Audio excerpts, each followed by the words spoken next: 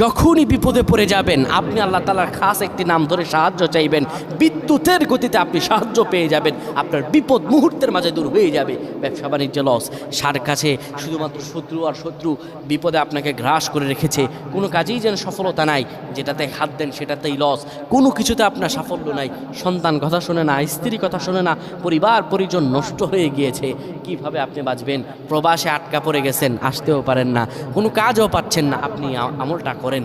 এটি আমার কথা নয়, বিশ্বনবী মুহাম্মদ রাসূলুল্লাহ সাল্লাল্লাহু আলাইহি ওয়াসাল্লামের প্রিয় সাহাবী হযরত যায়েদ রাদিয়াল্লাহু তাআলা আনহু, তিনি একবার মক্কা থেকে হিজরত করে যখন মদিনায় যাবেন, ঠিক সেই সময় বিপদে পড়ে যান।